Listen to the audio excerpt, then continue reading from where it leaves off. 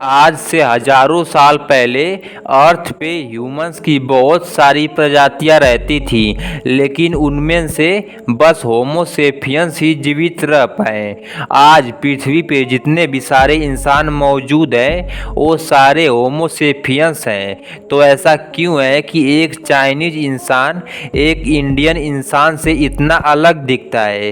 एक इंडियन और एक चाइनीज के फेशियल फीचर की वजह से आप उन्हें आसानी से पहचान सकते हो कि कौन चाइनीज है और कौन इंडियन है। वहीं एक अफ्रीकन इंसान एक यूरोपियन इंसान से अलग दिखता है और उसी तरह से एक चाइनीज इंसान एक यूरोपियन इंसान से अलग दिखता है।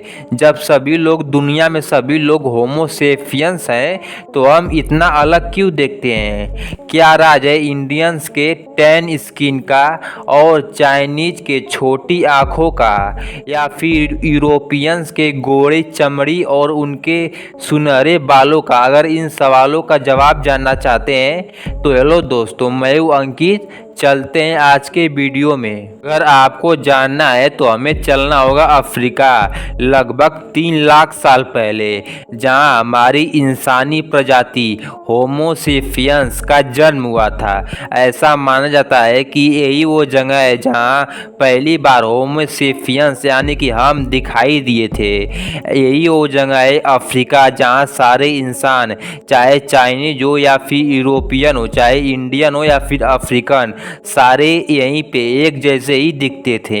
लेकिन जब आइस एज खत्म होना स्टार्ट हुआ तो अफ्रीका से बाहर जाने वाले बर्फ से ढके रास्ते पिघलने लगे, जिनकी वजह से बड़ी तादादों में इंसानी का माइग्रेशन स्टार्ट हो गया। मतलब बहुत सारे लोग नए घर की तलाश में अफ्रीका से दुनिया के अलग अलग कोने में बाहर जाने लगे और वो धीरे धीरे कुछ इंडिया, चाइना और कुछ रसिया की तरफ चले गए, तो कुछ वेस्ट की तरफ, यूरोप और अमेरिका की तरफ चले गए।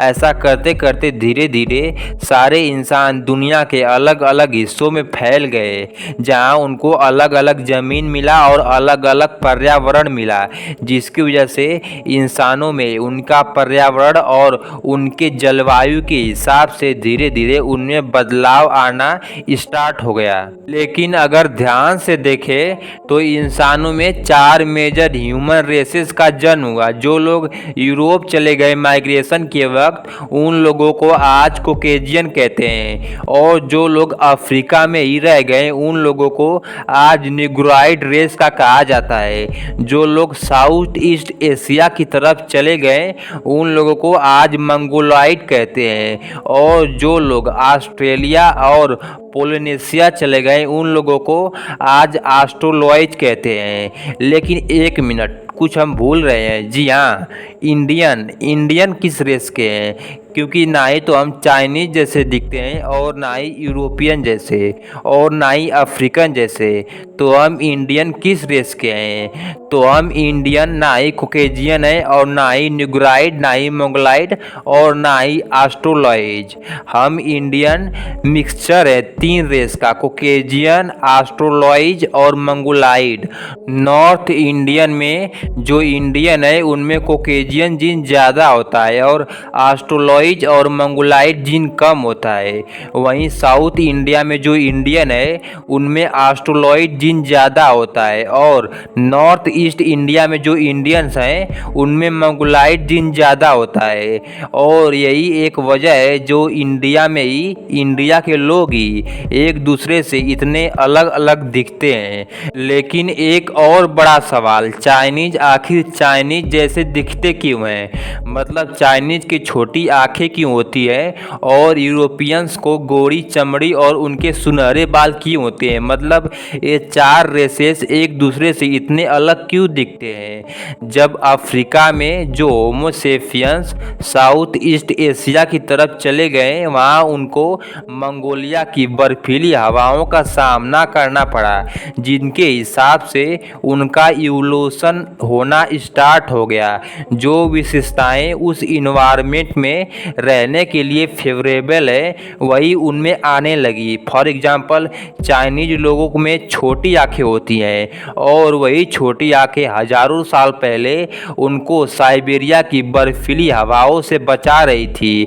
और क्योंकि बर्फीली हवाएं 90% सनलाइट को रिफ्लेक्ट करती हैं और आँखों को अल्ट्रावायलेट रे से बचाने का सबसे ज़्यादा काम छोटी आंखें ही कर पाती हैं। मंगोलिया में ज़्यादा ठंड होने की वजह से उन लोगों का जो चेहरा है वो फ्लैट हो गया और उनकी बॉडी थोड़ी छोटी हो गई, जिनकी वजह से उनके बॉडी से हीट कम रिलीज होगी और उनको ठंड में रहने में आसानी होगी।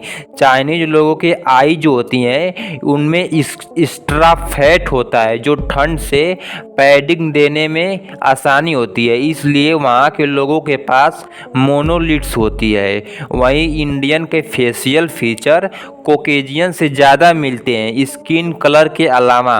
और जो होमोसेपियन अफ्रीका से यूरोप में पहुंच गए और वहां सेटल हो गए क्योंकि यूरोप में सनलाइट और सन ना के बराबर उगता है, जिसकी वजह से विटामिन डी की उन लोगों में कमी होना स्टार्ट हो गया जो अफ्रीका में भरपूर मात्रा में मिल रहा था। तेज सूरज की वजह से उन लोगों में भी इवोल्यूशन होना स्टार्ट हो गया और जेनेटिक म्यूटेशन कुछ लोगों में आने लगी और उनके चमड़े से मेलेनिन जो चमड़ों को रंग देता है वह धीरे धीरे कम होने लगा, जिसकी वजह से वहाँ का लोगों का स्किन कलर लाइट हो गया यानी गोरा होना स्टार्ट हो गया।